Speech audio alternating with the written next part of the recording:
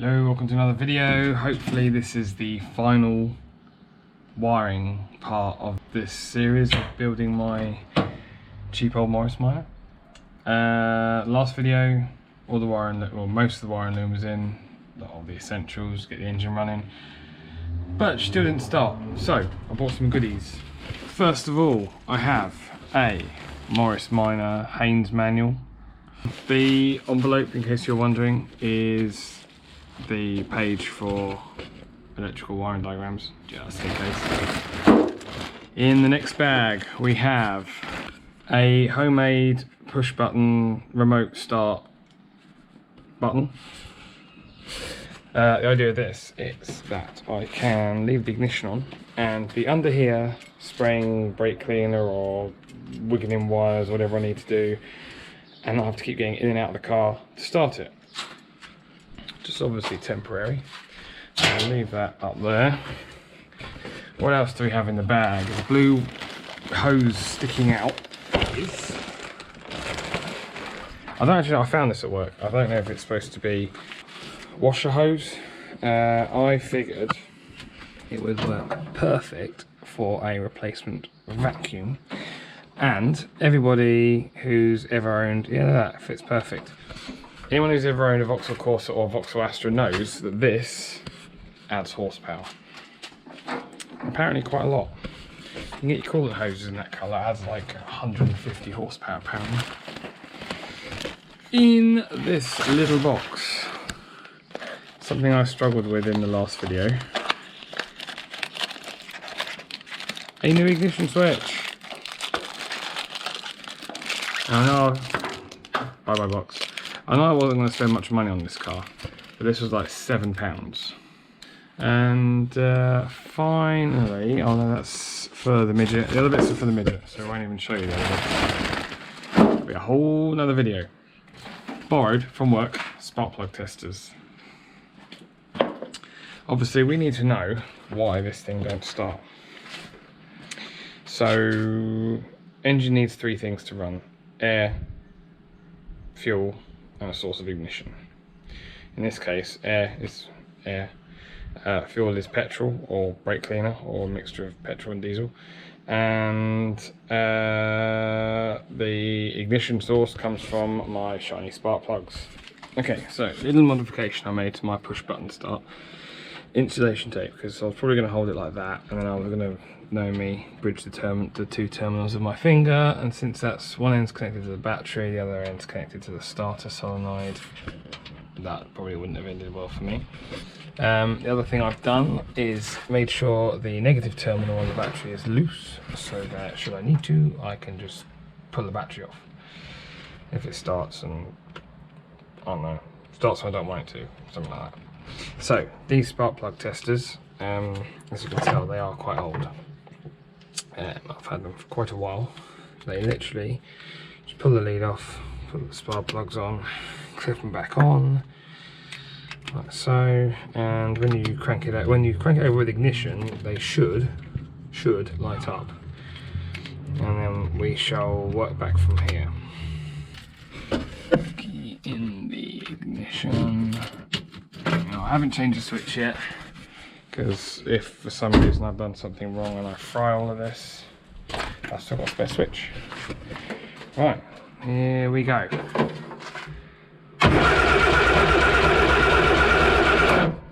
Right, no spark. This is good.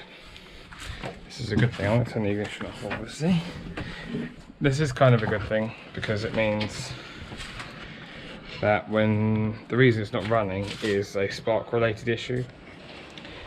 The two other bits that I bought brand new, in this box we have a condenser, and in this box we have points. Okay, I thought I had a rotor, obviously don't. Like I said, that one doesn't look too bad anyway. So, going further into what we've got here, that does all look a bit cruddy, and I'm thinking, since I've got the bits, I might just replace them anyway. Yeah, yeah, we've got new bits anyway. At least we can eliminate them totally if we fit them. So, right, I'm going to screwdriver. Okay, so I have just started off that screw. These are normal, or can be quite tight, and this one was no exception. Now, ideally, I would pull the distributor out. I'm trying to avoid doing that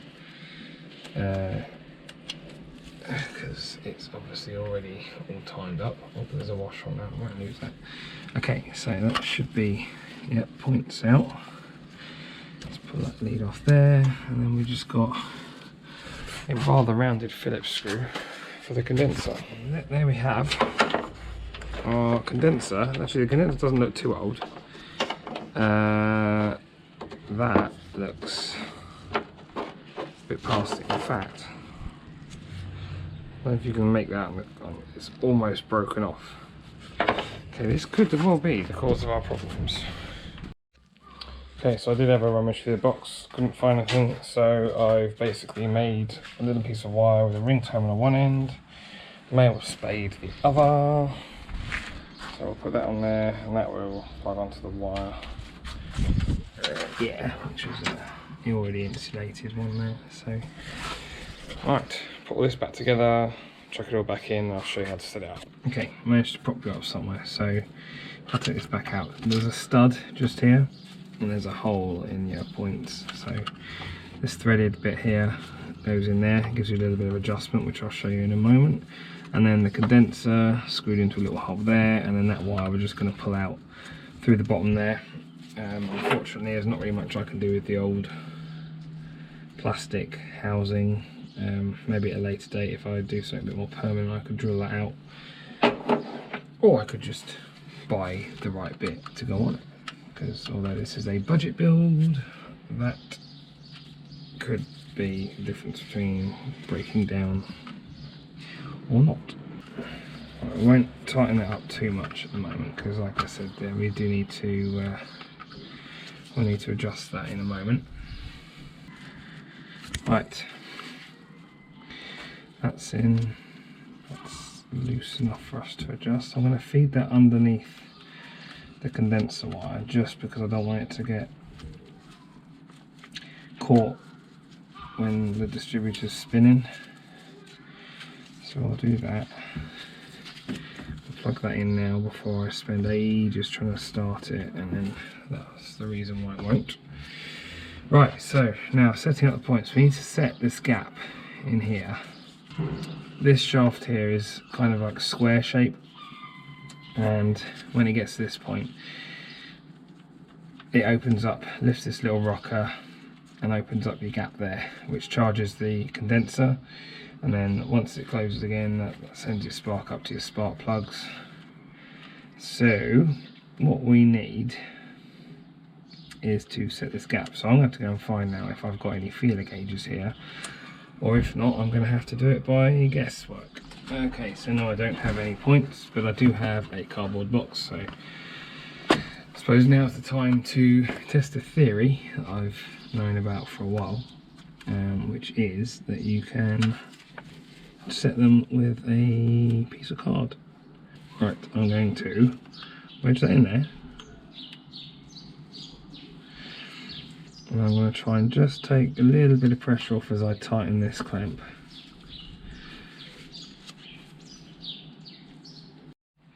Okay, so rotor's on and everything's back together. Pretty happy with how all that is. Next thing I'm going to do is pull one of the plugs out, pull the number 1 plug out, because we need to get to top dead center before we put the cap back on.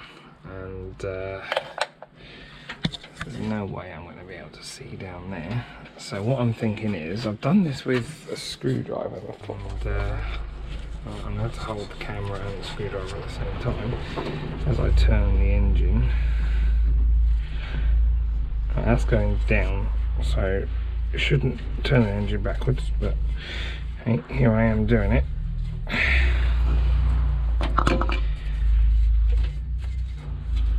So that started going back down again, so we'll just come back up to about there. So it's pretty much top dead center.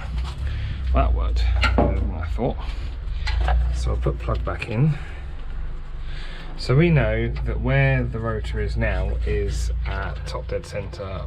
So where this is number 1, and firing order is 1342. So the cap has a little cutout there, which was where that manky bit of plastic was. So we know that it goes that way around. And so this one here, this lead here, is our number 1. That one there is number 3, and then 4 and 2. So let's select that one there for a minute. So 1. That's on. The top one was number 3. That top one there is number 4. And the last one there is number 2. Right, now I'm happy that the distributor cap can go back on. There are 2 little tabs on the side, lock it in place. So the other thing we've got then is this end here, which is what goes into the coil. So you go under there. Here we go. So onto that end of the solenoid, and then the other end goes on the battery. There we are. I'll leave the start button resting there where if I hadn't put insulation tape on it would have shorted out. Now we put ignition on. Right, and now do we get spark?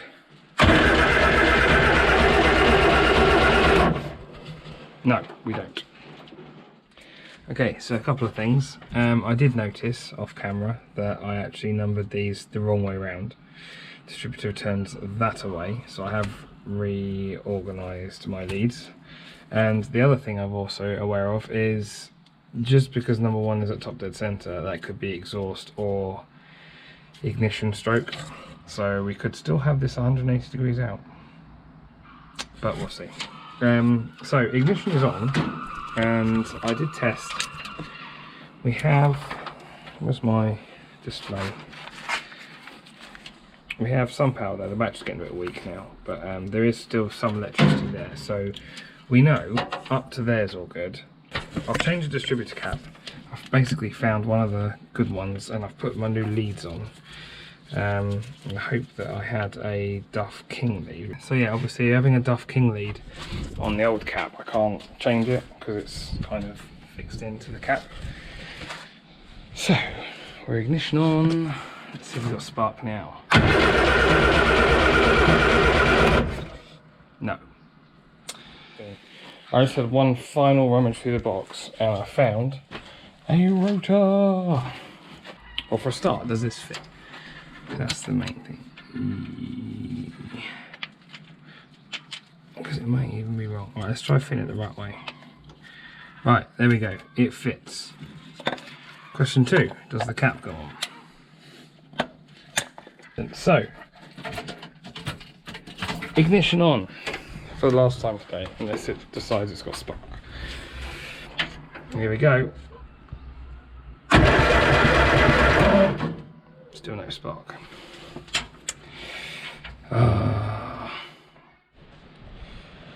So I spent the last week or so trying to wrap my brains over what else could possibly be the reason this doesn't start. And the only other thing I can think of is that I've got 2 Duff coils. So I have bought a new coil.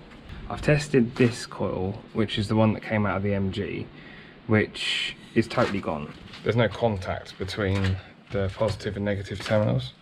So I'm going to go and put that in my rubbish pile so I don't accidentally fit it or use it for something else. And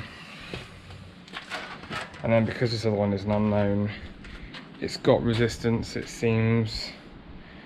The numbers are totally different to the new one, so I figured I'll just put the new one in. I'm going to do some basic electrical tests as well now that I've got the multimeter here. Right, I'll come back to you. Finally, some good news. I'll explain what the problem was in a moment, but if I come down here, I'm probably going to regret this, but you see a little spark? Let's try again.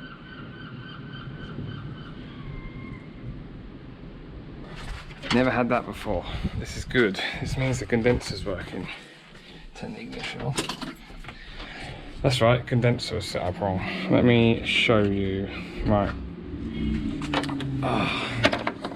This is the old condenser, the one that was broken, and I don't know if you can make out there's a nylon bushing that goes between the nut and these terminals, basically so that the terminals for the condenser and this earth wire are contacted this metal band which comes around and is connected to the actual points themselves.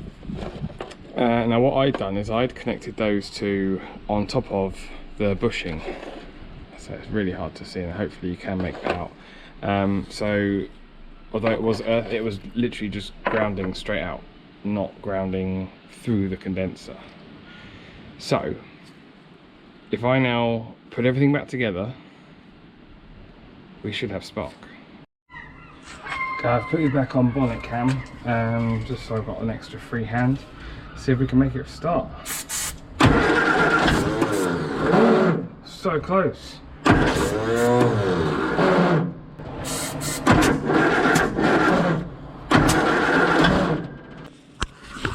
Well, we've got a spark now, so my guess is now we've obviously got a timing issue because we had exhaust coming out of the intake. So I need to double check the firing order just to make sure that I haven't wired the leads backwards. So obviously number 1 and number 4 are top dead center together, number 2 and 3 are at top dead center together, but they could be on their exhaust stroke rather than their intake. And so first thing I'm going to do, I'll take this rocker cover off and we'll see what we've got underneath. Oh, just noticed the rotor. That rotor does not sit on there very well at all. That's probably a lot of our problem then. I wonder if the rotor jumped. Just set the cap off again, and the rotor was around there where it popped out of its little locating stud. Really frustrating because she's so close to starting. Oh man. So for you guys, this is probably like a 15-minute video, whatever it ends up being. For me, this is week 4, but I have now brought home with me a brand new rotor arm. Ta-da! And a new distributor cap. I'm going to fit these and I'm going to try and start the car. And hopefully, or I probably will cry, it's going to start. And the rotor's not going to fall off and turn 180 degrees out. Okay, so new cap is on, new rotor is on. I have had the rocker cover off and I have checked and double checked that the leads are in the right order, the cap is on the right way around. All that's left to do is try and start the thing yet again.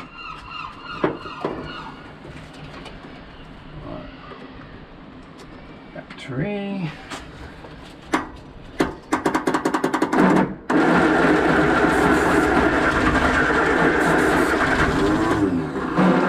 Nearly.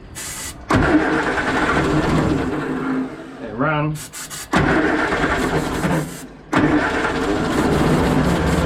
Yes!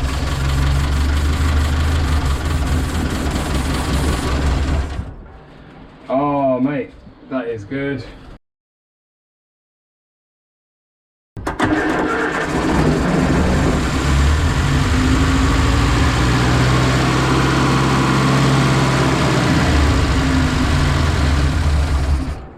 I think you'll agree, finally, after all that, it does actually make it worthwhile. Thank you for watching, as always. Please do subscribe, there will obviously be many more videos of this. And click the like button if you actually made it to the end of the video and still wanted to watch it.